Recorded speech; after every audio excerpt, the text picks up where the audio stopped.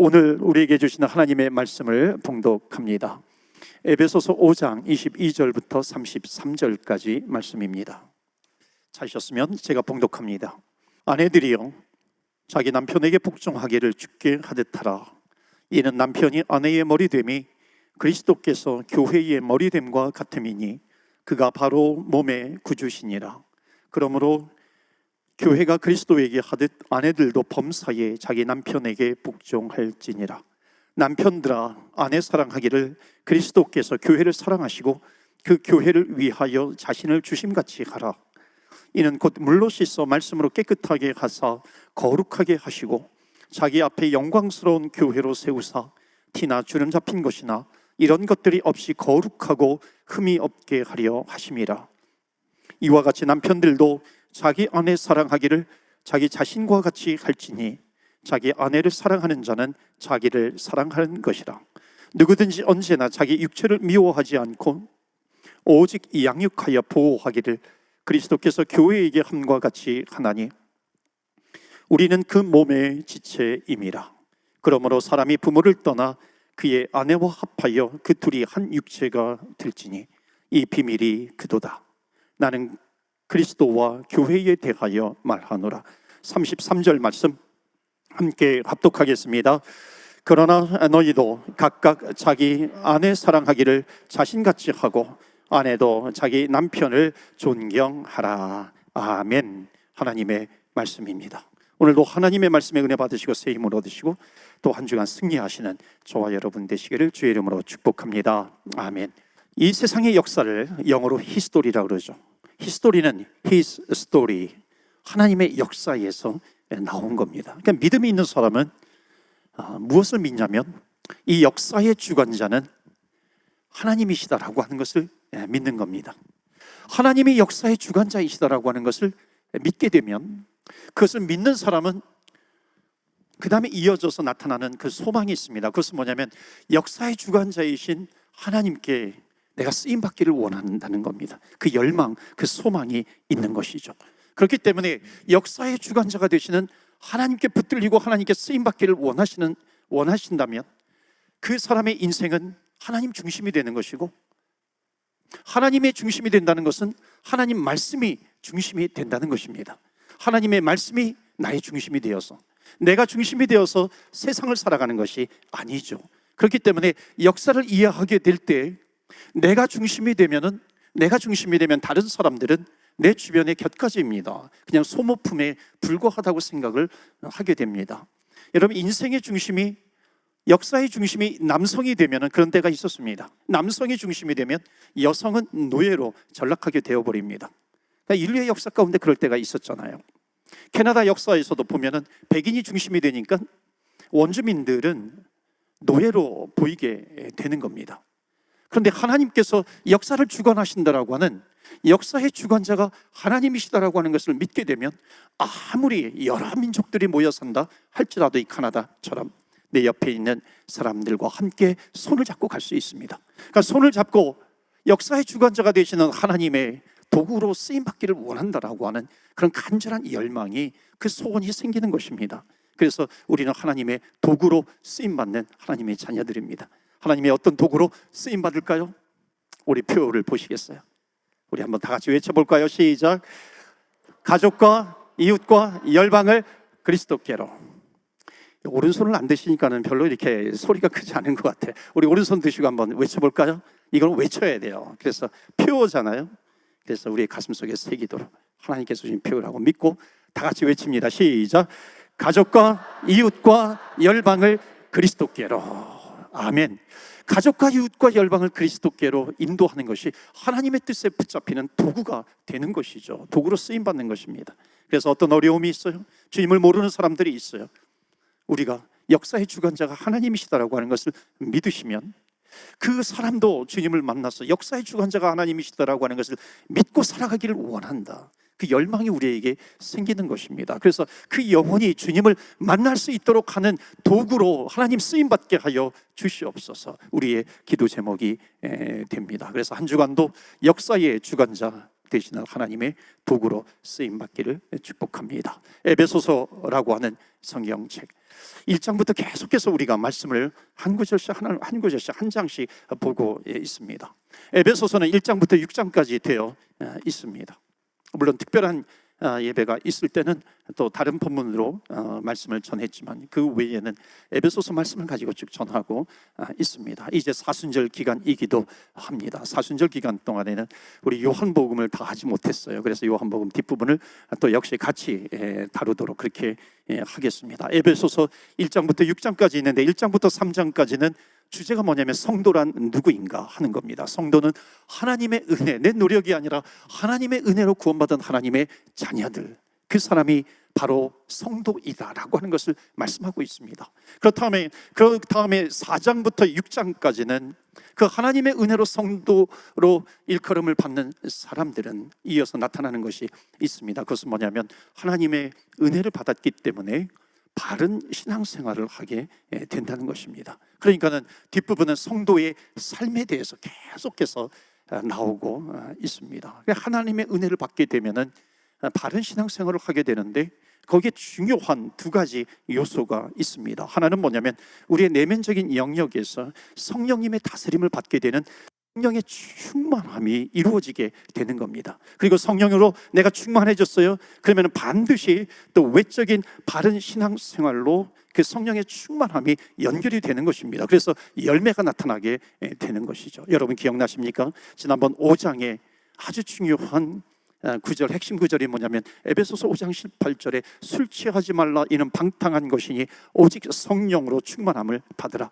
술이라고 하는 것은 대표 언어라고 말씀을 드렸죠. 그래서 그 전에 앞뒤로 나오는 것이 뭐냐면 음행하지 말라 이는 방탕한 것이니 오직 성령으로 충만함을 입으라. 그래서 adultery, 음행 이런 것들이 나옵니다. 그 다음에 언어에 대해서 나옵니다. 더러운 언어, 더러운 말을 사용하지 말라라고 하는 것을 말씀하고 있습니다. 그러니까 성령으로 충만하면 외적으로 그런 부분들이 나타나게 되는 것이고, 오늘은 그 성령 충만함의 원리가 가정과도 연결이 되어 있다는 것을 말씀합니다. 특별히 가정 가운데서도 가정의 가장 기초가 되는 부부에 대해서 설명하고 있습니다.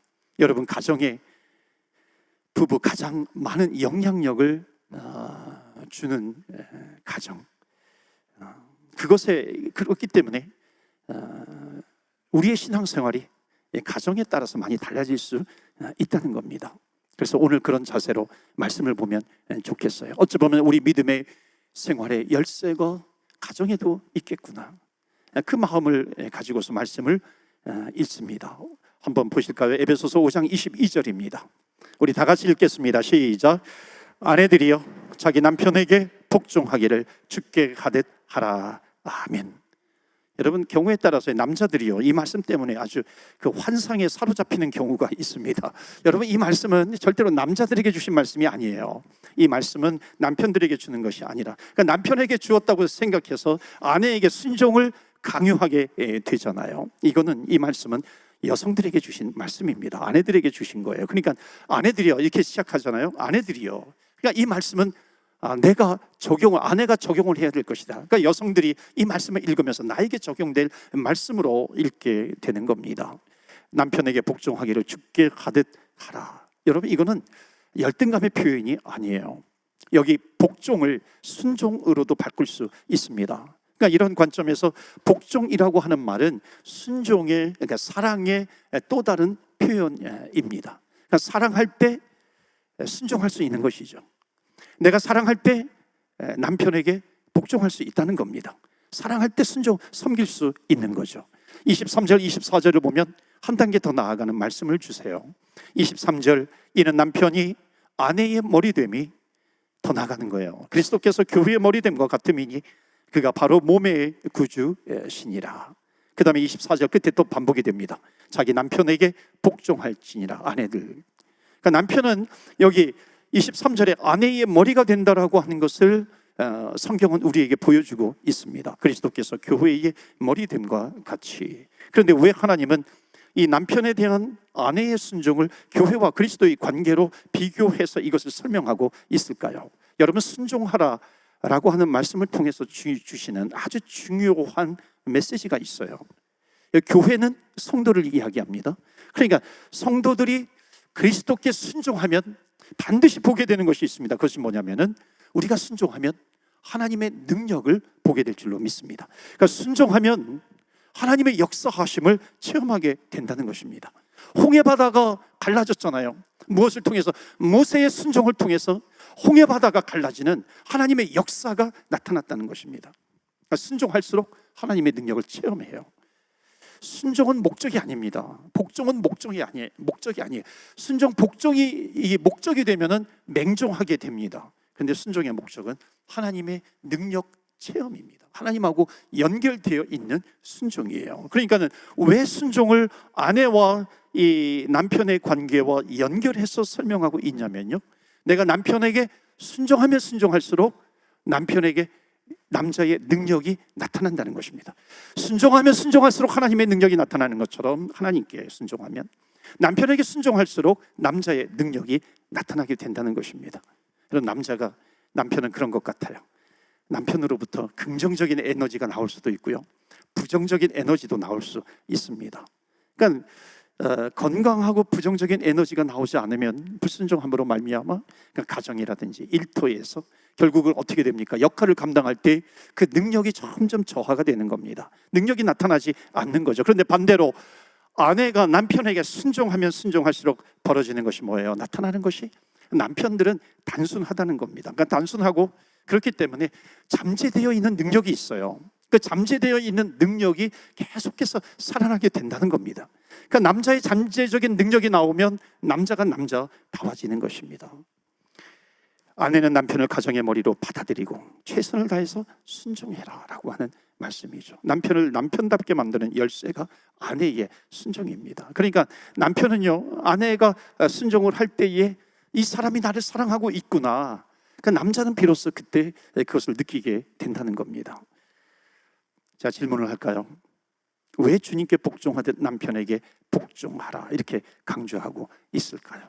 제가 몇 번 좀 질문을 드렸던 것 같아요. 여러분, 내 남편은 주님과 똑같습니다. 여러분, 이렇게 생각하시는 분 계세요? 한번 손들어 보라 그럴까요? 내 남편은 주님과 똑같아요. 여러분, 손드는 분 아마도 한 분도 안 계실 겁니다. 손들면 예수님 자존심 상하시죠. 야, 너희가 나와 같으니? 아마도 안 계실 겁니다. 여러분, 여기에 나와 있는 말씀은요, 만약에 우리 남편이 정말 예수님과 같으면요, 이런 말씀하지 않죠. 예수님과 같지 않기 때문이에요. 예수님과 같지 않기 때문에 예수님처럼 대접하라라고 하는 겁니다. 그러니까 예수님처럼 대접하면 대접할수록 내 남편은 주님을 닮아가게 되는 것입니다. 주님과 같은 남편은 이 세상에 아무도 없어요. 예수님과 같은 남편은. 그런데 남편을 예수님처럼 주님처럼 섬기게 되면 1년이 지나요, 3년이 지나고 5년이 지나고 10년이 지나면 지나갈수록 내 남편은 주님을 닮아가게 될 줄로 믿습니다. 이 믿음의 표현이에요. 그런데 남자는 죄인이잖아요.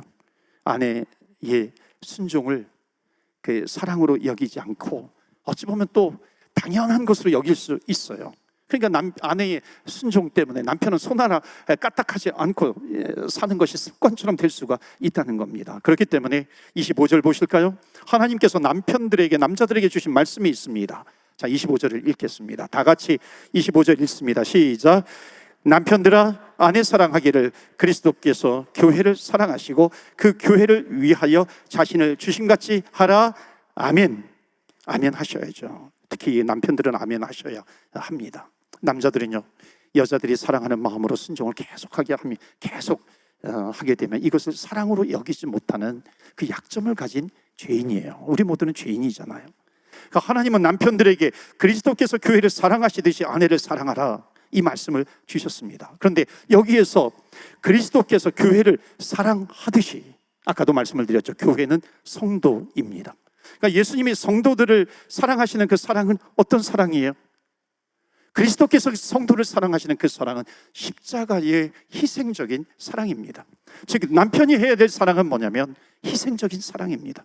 그러니까 가정을 돌보기 위해서, 보호하기 위해서 내 목숨을 바쳐서까지 아내를 사랑하라 말씀하고 있습니다. 그러니까 아내의 사랑은 어떤 사랑이라고? 순종의 사랑입니다. 남편의 사랑은 희생적인 사랑이죠. 그런데 때로는 남편이 희생하기보다는 아내에게 희생을 강요할 때가 있습니다. 참 많아요. 한번 생각해 보시겠어요? 아내가 남편에게 순종하라, 복종하라. 여러분, 이건 참 힘든 것일 수도 있습니다. 때로는 저항감이 생길 수도 있죠. 남편의 사랑은 그리스도께서 교회를 사랑하는 것처럼 사랑하는 사랑이에요. 아내는 순종의 사랑입니다. 남편의 사랑은 그리스도께서 교회를 사랑하는 사랑은 십자가의 사랑인데, 십자가의 희생의 사랑은 뭐예요? 결국은 죽어야 됩니다.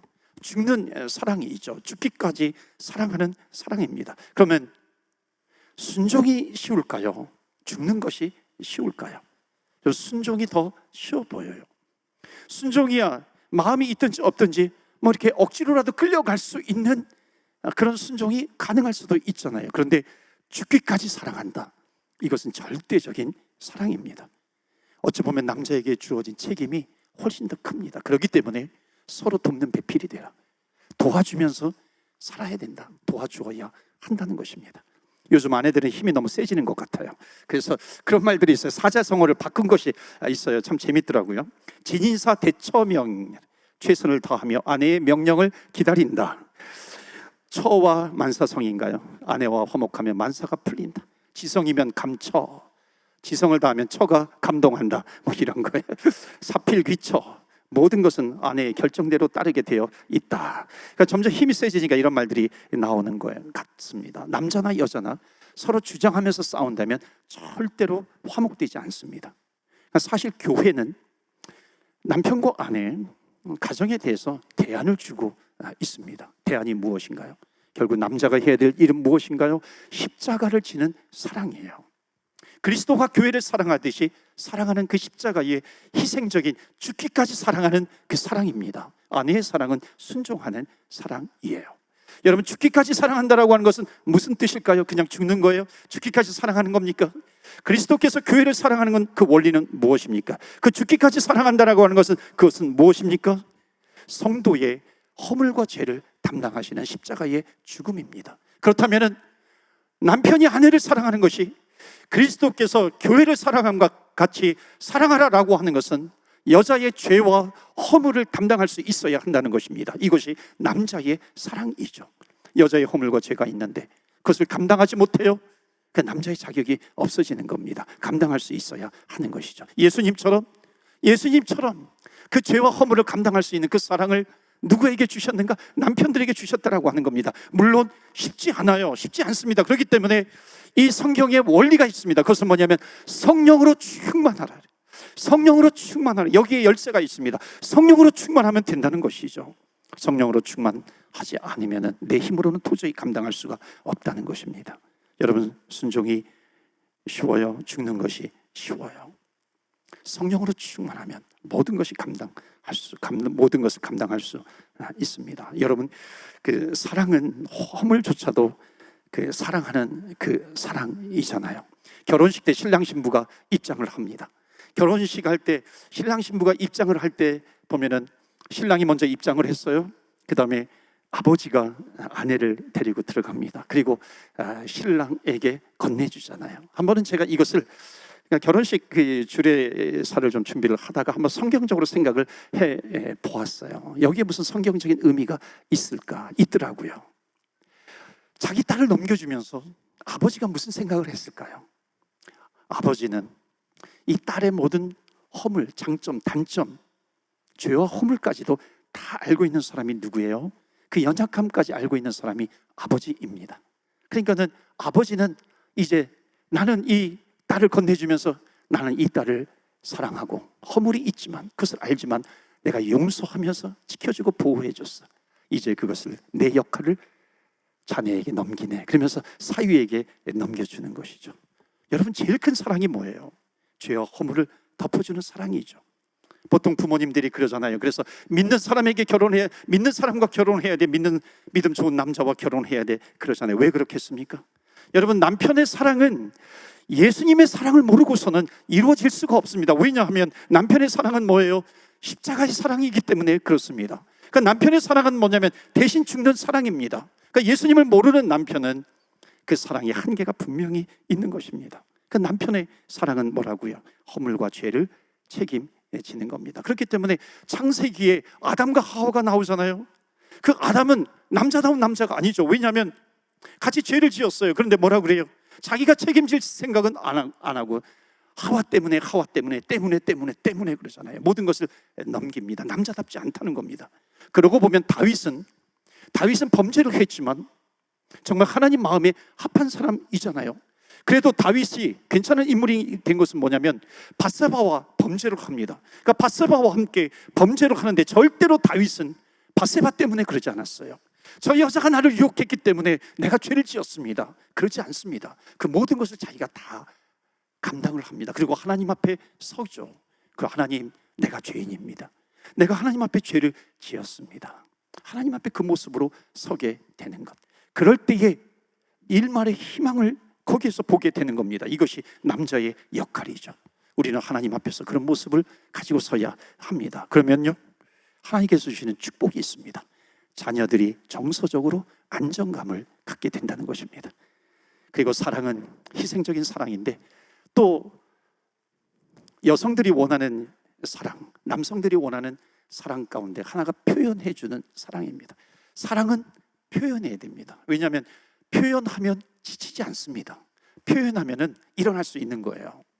그런데 어디서 읽은 얘기인데 무뚝뚝한 남편이 있었대요.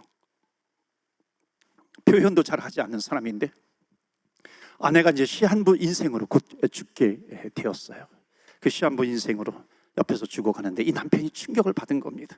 그냥 옆에서 충격을 받고 울면서 이런 얘기를 해요. 평상시에는 무뚝뚝했던 남편이었는데 그 죽어가는 아내를 보면서 내가 당신을 얼마나 했는지 아냐고, 내가 당신을 얼마나 사랑했는데 왜 이렇게 누워있어.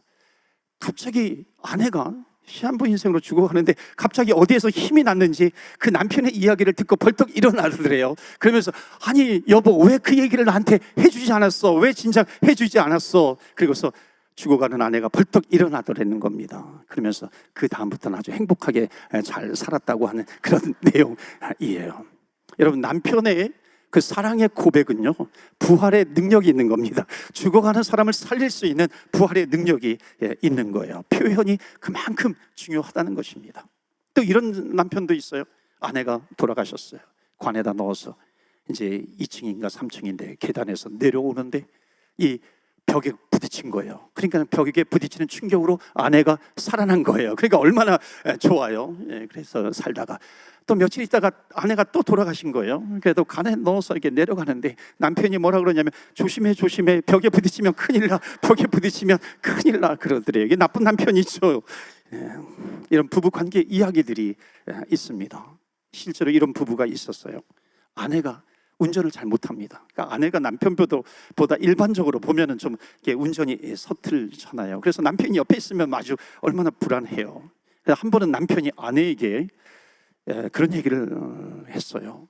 그 차 옆에 보면은 조수석에 보면 뭐 등록증이라든지 이런 것을 넣는 곳이 있는데 거기에다가 내가 중요한 메모를 넣어놨으니까 사고가 나면 뭐 경찰에다가 연락하기 전에 또 보험회사에다가 연락하기 전에 그것을 꼭 읽어보라고 이렇게 당부를 한 거예요. 그런데 진짜 사고가 난 거예요. 그러니까 진짜 사고가 나가지고 그때 남편이 해준 얘기가 생각이 나가지고 거기 열어가지고 그것을 읽어보니까 거기 뭐라고 써 있냐면 여보, 차 신경 쓰지 말고 당신이 안전한 것이 최고야. 당신만 안전하면 돼. 그런 얘기를 거기에 글로 썼더래요. 얼마나 감동적이에요. 어떤 사고가 나더라도 당신만 안전하면 최고야. 당신만 안전하면. 그래서 그 사고 이후에 부부의 사랑이 더 깊어졌다는 겁니다. 사고 때문에 싸우는 것이 아니라 사고 때문에 그 부부의 사랑이 더 깊어진 관계입니다. 그래서 여러분, 하나님께서 여자를 만드실 때 남자를 수술하신 것 여러분 아시죠? 흙으로 여자를 만든 것이 아니라 아담을 수술해서 남자의 갈빗대로 여성을 만들었어요. 여기에 중요한 뜻이 두 가지가 있습니다. 행복한 가정, 행복한 부부를 이루려면 첫째로 남자는 수술을 해야 한다는 겁니다. 수술이 뭐예요? 결혼하기 전에 가졌던 나 혼자만 가지고 있었던 그 습관들을, 이기적인 습관들, 그것을 버리는 수술을 해야 한다는 겁니다. 그래야 아내를 사랑할 수 있는 거죠. 두 번째로 수술을 하면 반드시 피를 흘리게 됩니다. 그러니까 남자는 피를 흘리는 희생이 있어야 한다는 것입니다. 그래야 아내를 사랑할 수 있고 가정을 지킬 수 있는 것입니다. 그래서 28절에 이렇게 말하고 있습니다. 에베소서 5장 28절 보시면 이와 같이 남편들도 자기 아내 사랑하기를 자기 자신과 같이 할지니 자기 아내를 사랑하는 자는 자기를 사랑하는 것이라. 그러니까 머리와 몸의 관계를 통해서 아내를 사랑하는 것은 자기 자신을 사랑하는 것이다. 여러분, 몸이 아프면 절대로 머리가 편할 수가 없습니다. 혹 이런 사람이 있어요. 몸은 아픈데 머리는 안 아파요? 이건 의식이 없는 것이죠. 다리는 부러졌는데 머리는 안 아파요? 이런 몸은 없습니다. 몸에 아픈 문제가 생겼는데 그것이 해결되지 않으면 머리는 계속해서 아프게 되는 거죠. 이것을 부부관계에 적용을 하면 아내가 불편하면 아내의 머리라고 하는 남편도 똑같이 불편하게 되는 겁니다. 그렇기 때문에 아내를 행복하게 만드는 남편이 된다면 그 남편도 행복하게 되는 것이죠. 그래서 여러분, 아내가 고통스러워요. 아내가 고통스러운데 남자가 행복해요. 여러분, 이런 사람은 정말로 나쁜 사람이죠. 남자가 행복해지는 것은 아내가 행복해질 때 오게 되는 겁니다. 성경을 읽으면서요, 마지막으로 이런 질문을 하게 됩니다. 아내를 사랑하는 자가 자기를 사랑하는 자다, 이렇게 말씀하고 있는데 혼자 된 사람은 이것을 어떻게 해석해야 하는 것인가? 남편을 먼저 떠나보낸 분들이 있습니다. 아내를 먼저 잃어버린 사람들이 있어요. 여러 가지 이유로 혼자서 사시는 분들이 있습니다. 사랑해야 될 남편이 없어요. 병든 남편조차 없습니다. 그때 기억해야 될 것이 있습니다. 우리가 섬기고 또 사랑할 수 있는 남편이 없을 때, 아내가 보이지 않을 때 보이는 아내가 있습니다. 보이지 않는 남편이 있을 때, 보이지 않는 아내가 있을 때에 보이는 사람이 있어요. 보이는 분이 있습니다. 그분이 누구냐면 성령 하나님이세요. 성령 하나님께서 그 빈 자리를 채우신다는 겁니다. 그 빈 자리를 가장 완벽하게 채우시는 분이 누구냐면 성령 하나님이세요.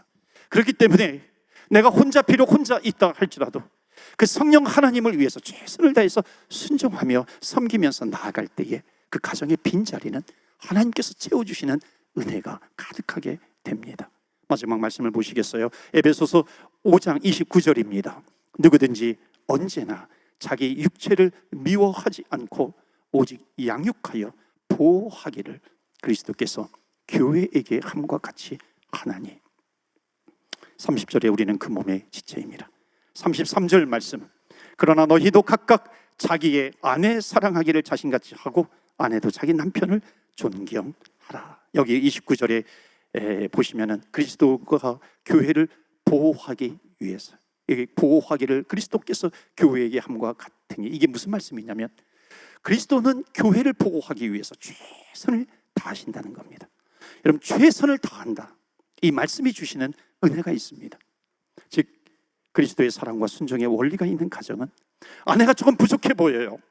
아내가 조금 부족해 보이는데 남자가 아내가 부족하다고 말하기 전에 그 아내를 내 몸처럼 사랑해 본 적이 있느냐, 최선을 다해서 사랑하라는 것입니다. 남편이 능력이 없다고 무시하고 구박하기 전에 오늘 말씀은 남편을 존경해 본 적이 있느냐, 최선을 다해서 그렇게 해보라는 겁니다. 아무리 모자란 것이 있다 할지라도 사랑과 순종이 있어요. 순종의 사랑이 있고 희생적인 사랑이 있다면 하나님께서 그 가정에게 주시는, 반드시 주시는 축복이 있습니다. 선물이 있습니다. 그것이 뭔지 아세요? 그 가정에서 치유의 역사가 나타난다는 것입니다. 가정에서 치유가 일어나는 것이에요. 부부 사이의 사랑과 순종을 통해서 외부에서 받았던 상처들이 있습니다. 그 상처들이 그 가정에서 치유가 되는 겁니다. 여러분, 치유가 되면 또 어떤 일이 일어나냐면 그 부부의 사랑을 보면서 자녀들이 자라날 때 비로소 안식을 얻게 되는 겁니다. 제가 여러분 심심치 않게 말씀드린 것이 있습니다. 강물과 바다가 만나는 곳을 여러분 가보셨습니까? 강물과 바다가 만나는 곳에 가보면 빗물이 내려오면, 빗물이 있으면, 비가 오게 되면 강물이 바다로 흘러들어갑니다. 그런데 그렇지 않고 가뭄이 지속이 되면 바닷물이 강물 쪽으로 흘러들어옵니다. 그러면 어떤 일이 생기게 되냐면 한 해 동안 지금 농작물이요 다 죽어버립니다. 가정은 하나님의 말씀과 세상이 만나는 경계선이 바로 가정입니다. 세상의 영향력이 그냥 가정으로 들어오게 되면 가정은 파괴가 됩니다. 그러나 주의 말씀이 가정을 지키게 되면 우리들의 가정은 교회처럼, 하나님께서 교회를 보호해 주시는 것처럼 그 가정 안에서 놀라운 치유의 역사가 나타나는 장소가 됩니다. 우리가 세상에서 받는 상처가 얼마나 많습니까? 이러한 문제들이 가정 안에서 증폭되는 것이 아니라 세상에서 받는 상처, 문제들이 있어요. 이것이 가정 안에 들어와서 가정이 더 복잡해지는 것이 아니라 세상에서 받는 그런 상처들이 아무리 크다 할지라도 가정 안에서 순종의 사랑이 있고 희생적인 사랑이 있다면은 놀랍게도 하나님의 도우심으로 말미암아 그 가정은 치유가 된다는 것입니다. 어떤 공동체이든지 순종의 사랑이 있고 희생적인 사랑이 있으면 놀랍게도 그 공동체 안에 치유의 역사가 나타나게 됩니다. 저와 여러분의 가정에 하나님의 치유의 역사가 나타나시기를 주 예수 그리스도 이름으로 축원합니다. 아멘. 이 시간에 우리 함께 기도하겠습니다. 하나님, 아내를 사랑하지 못하고 남편들을 존귀히 여기지 못하고 사랑하지 못하고 순종하지 못함으로 말미암아 하나님, 우리 가정에 상처가 있었음을 고백합니다. 하나님, 우리 가정에 세상에서 들어오는 어떤 상처가 있다 할지라도 하나님 치유될 수 있게 하여 주옵소서. 주님께서 다스리시는 가정이 되게 하여 주시옵소서. 성령으로 충만케 하여 주옵시고 자녀들이 그 모습을 보면서 안정감을 얻게 하여 주시옵소서. 그래서 하나님께서 보실 때에 하나님 성공하는 자녀들, 성공하는 가정들이 되게 하여 주옵소서. 황무지 같은 가정이 변화되게 하여 주셔서 장미꽃처럼 변하는 놀라운 축복의 가정이 되게 하여 주시옵소서. 우리 한번 합심해서 기도하겠습니다.